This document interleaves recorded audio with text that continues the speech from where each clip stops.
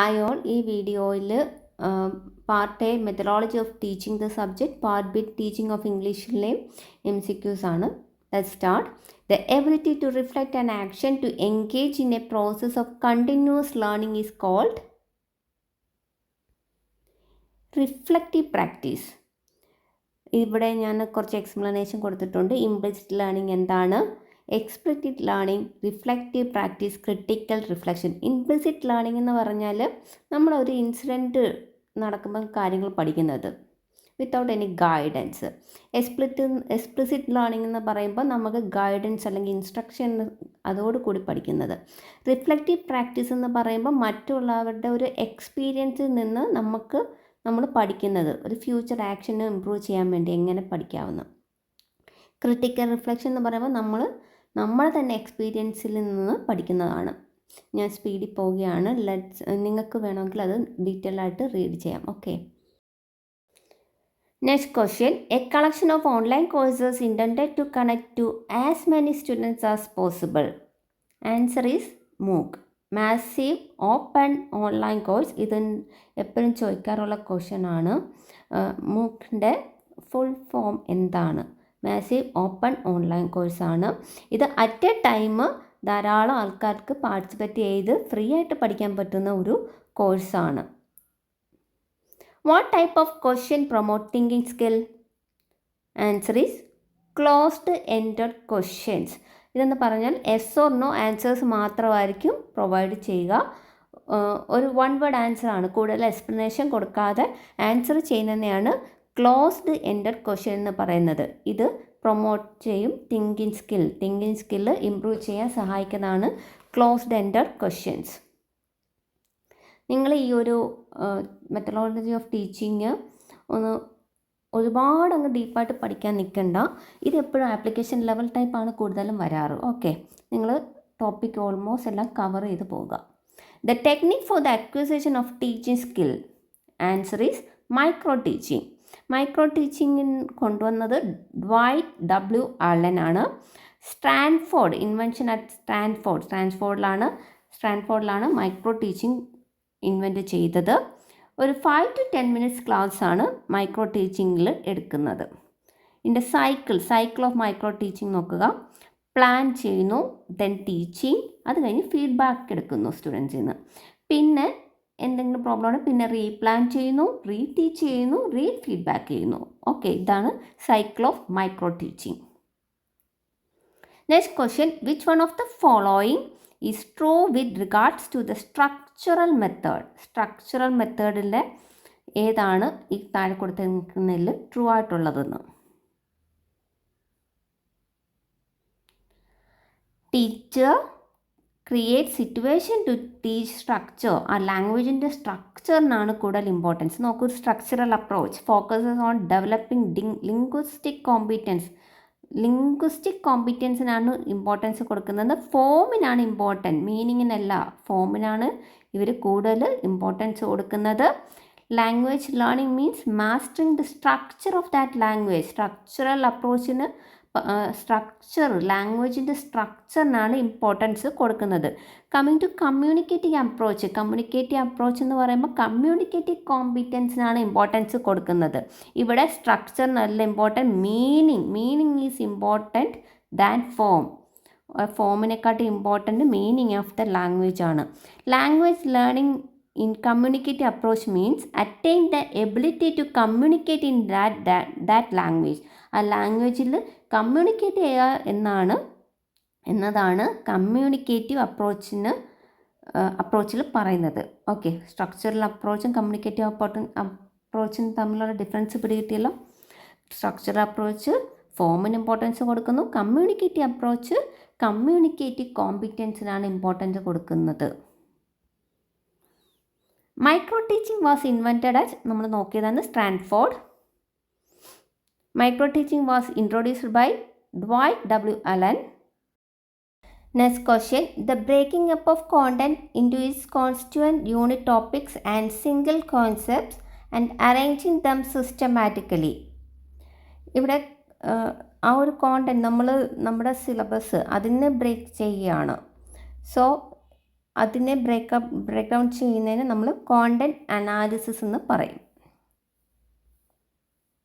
Next question, the logical and systematic breakup of the curriculum from the point of view of a pedagogy for the purpose of effectively transacting it is called. ഇവിടെ curriculum ടീച്ചറിൻ്റെ point of വ്യൂവിൽ systematically breakup ചെയ്യുന്നതിനെയാണ് നമ്മൾ, so അതുകൊണ്ട് നമ്മൾ pedagogic analysis എന്ന് പറയും. Pedagogy എന്ന് പറയുമ്പോൾ ടീച്ചർ, അനാലിസിസ് എന്ന് പറയുമ്പോൾ നമ്മൾ ആ കോണ്ടൻറ്റ് സ്മോൾ പാർട്സ് ആക്കി ബ്രേക്ക് ഡൗൺ ചെയ്യുന്നു. സോ പെഡഗോഗിക് അനാലിസിസ് എന്ന് പറയുമ്പോൾ ടീച്ചറിൻ്റെ പോയിൻ്റ് ഓഫ് വ്യൂവിൽ ആ ഒരു കോണ്ടൻറ്റിന് ബ്രേക്ക് ഡൗൺ ചെയ്യുന്നതിനെയാണ് പെഡഗോഗിക് അനാലിസിസ് എന്ന് പറയുന്നത്. കോണ്ടൻറ്റ് അനാലിസിസ് നമ്മൾ മുമ്പേ പറഞ്ഞു, കോണ്ടൻറ്റ് അതിനെ ഡിഫറെൻറ്റ് പാർട്സ് ആക്കി ഡിവൈഡ് ചെയ്യുന്നതിനെയാണ് കോണ്ടൻറ്റ് അനാലിസിസ് എന്ന് പറയുന്നത്. Next question, a plan formed by a teacher for the effective transaction of curriculum material within a stipulated time frame. ഒരു സ്റ്റിപ്പുലേറ്റഡ് ടൈം ഫ്രെയിമിൽ teacher effective transaction of curriculum ചെയ്യുന്നതിനെയാണ് നമ്മൾ എന്താ പറയുന്നത്, ആ ഒരു പ്ലാനിനെ യൂണിറ്റ് പ്ലാൻ എന്ന് പറയും. Unit plan. So what is year plan? Plan done by teacher for the whole academic year. ഒരു വർഷത്തെ ഫുൾ പ്ലാൻ ചെയ്യുന്നതിനെയാണ് നമ്മൾ ഇയർ പ്ലാൻ എന്ന് പറയുന്നത്. ലെസൺ പ്ലാൻ എന്ന് പറയുമ്പോൾ ഒരു പർട്ടിക്കുലർ ലെസണിനെ നമ്മൾ അതിൻ്റെ മെയിൻ പോയിൻറ്റ്സ് മാത്രം എടുത്ത് അതിൻ്റെ ഔട്ട്ലൈൻ, ആ ഒരു ഔട്ട്ലൈനെയാണ് നമ്മൾ ലെസൺ പ്ലാൻ എന്ന് പറയുന്നത്. ലെസൺ പ്ലാനിന് ഒരു 6 സ്റ്റെപ്സ് ഉണ്ട്. Herbartian steps of lesson plan എന്നാണ് അതിന് പറയുന്നത്. അത് നിങ്ങളൊന്ന് റീഡ് ചെയ്തേക്കണേ. Preparation, presentation, association, generalisation, application and recapitulation. Okay. Next one, reading of one's fastest speed for achieving significant information out of a lot of material. അതിനെയാണ് skimming എന്ന് പറയുന്നത്. Scanning means darting over much of a text to search for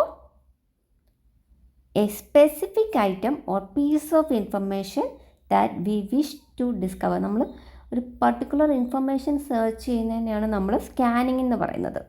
skimming എന്ന് പറയുമ്പോൾ നമ്മൾ ഒരു total idea കിട്ടാൻ വേണ്ടിയുള്ളത്. Okay, ഇവിടെ ഉണ്ട്. സ്കിമ്മിങ് എന്ന് പറയുമ്പോൾ quickly understand the main idea.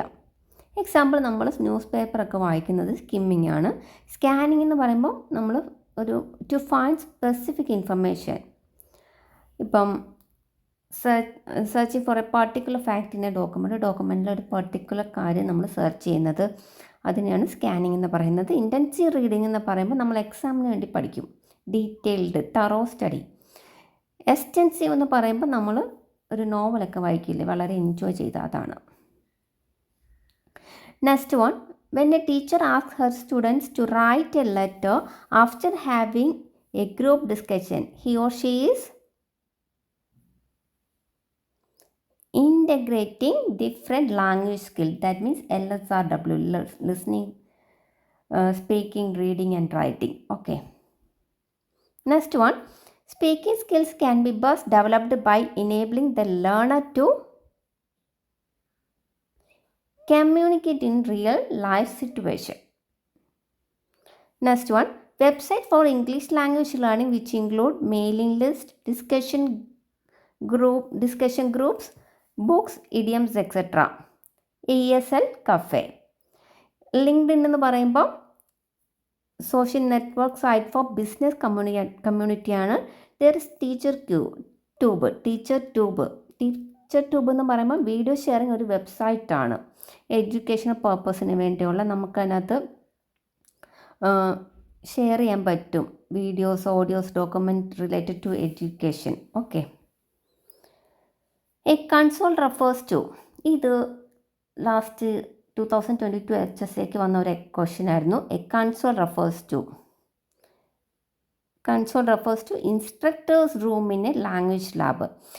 നമുക്ക് ലാംഗ്വേജ് ലാബിൽ ഒരു 3 കോമ്പോണൻസ് ഉണ്ട്. ഹിയറിംഗ് ബൂത്ത്, ക്യൂബിക്കിൾ, അവിടാണ്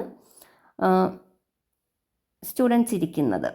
ഒരു ക്യൂബിക്കിൾ എന്ന് പറയും ഹിയറിംഗ് ബൂത്ത്. കൺസോളിലാണ് ഇൻസ്ട്രക്ടർ ഇരിക്കുന്നത്.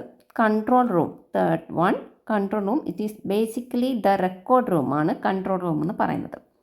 The record room contain all the tapes, records and other equipments for quick use. Okay, ഇത് ഇമ്പോർട്ടൻ്റ് ആണ്. ലാംഗ്വേജ് ലാബ്, ബിക്കോസ് നമ്മൾ ഇംഗ്ലീഷ് എക്സാമാണ് എഴുതുന്നത്. സോ ലാംഗ്വേജ് ലാബ് നിങ്ങൾ നോക്കി വെച്ചേക്കണം. Okay, thank you. If you like this video please like, share and subscribe this channel. നിങ്ങളുടെ subscription മാത്രമാണ് എനിക്കൊരു റിവാർഡായിട്ടുള്ളത്. Thank you.